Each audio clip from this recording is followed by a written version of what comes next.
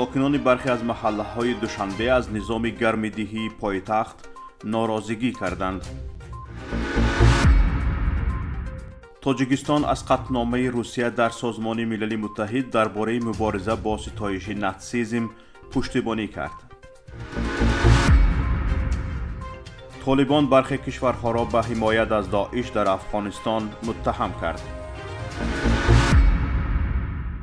ساکنان برخی از محله‌های دوشنبه از نظام گرم‌دهی پایتخت اظهار ناراضگی کردند. آنها گفتند امسال کار بطاریه‌های گرم‌دهی دوشنبه توان پر را گرم کردن خانه‌ها را در سردی‌های زمستان ندارد. در این باره رادیوی آزادی خبر می‌دهد. به اطلاع منبع در اداره شبکه‌های برق و گرم‌دهی پایتخت مسئله را شرح ندادند، اما در شرکت برق تاجیک وجود این مشکل را تصدیق کردند. به گفته مقامات یک سبب کاهش انتقال گاز از ازبکستان می باشد. ساکنان گفتند در بطاریه یا لوله هایی که در خانه اشان نصب شده اند آب گرم هست، ولی این گرمی به حد نیست که خانه را گرم کند. مجبور شده اند برای گرم کردن خانه از برق استفاده کنند. ساکنان میگویند پول آب گرم و سرد را سر وقت می پردازند و می خواهند که مسئولان هم کارشان را درست انجام دهند. نبودی گرمی خراجات ساکنان را زیاد کرده است. آنها مجبورند خانه های سرد خود را با بخاری های برقی گرم کنند. بر ضمن این هم پول پیچ برقی را می سپارند و هم پول آب گرم را. تاجیکستان از قطعنامه روسیه در سازمان ملل متحد درباره مبارزه با ستایش ناتسیسم پشتیبانی کرد.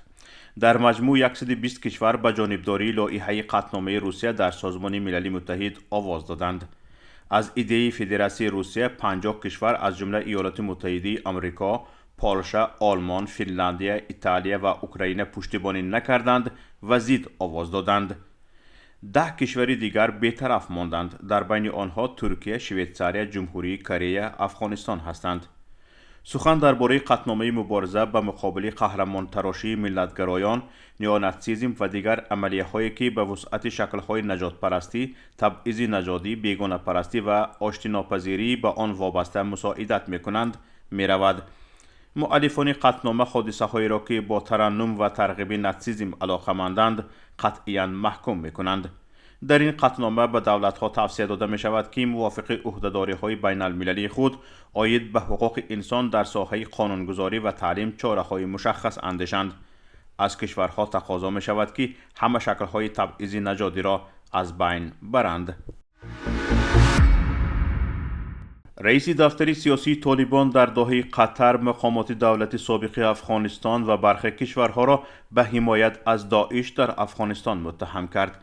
سهیل شاهین رئیس دفتر سیاسی طالبان در دوحه قطر در گفتگو با رسانه‌های خارجی مدعی شد که حکومت موقت طالبان شواهدی در دست دارد که نشان می‌دهد مقامات دولت اشرف غنی از داعش پشتیبانی می‌کنند تا دولت کنونی را بی‌ثبات سازند.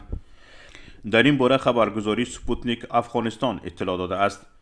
بنا به اطلاع خبرگزاری همچنین سهیل شاهین گفته است که برخی سرویس‌های اطلاعاتی دولت‌های خارجی از زمان به قدرت رسیدن طالبان در ماه آگوست سال گذشته از تروریست‌های داعش در افغانستان پشتیبانی می‌کنند. رئیس دفتر سیاسی طالبان در دوحه تصریح کرد که مقامات طالبان در آینده دلیل‌های جمع‌آوری کرده اشان را افشا خواهند کرد. گفتنی است در 1.5 سال اخیر حملات تروریستی زیادی در افغانستان روی داده که مسئولیت بیشتری آنها را داعش بر عهده گرفته است. اخیراً انفجار بمب و تیراندازی افراد مسلح ناشناس در مجتمع مسکونی چینی ها در کابل صورت گرفت. چند پیش سفارت پاکستان در کابل و پیش از آن سفارت روسیه در این شهر هدف حملات تروریستی قرار گرفته بود. مسئولیت همه این حمله ها را گروه داعش به عهده گرفته بود.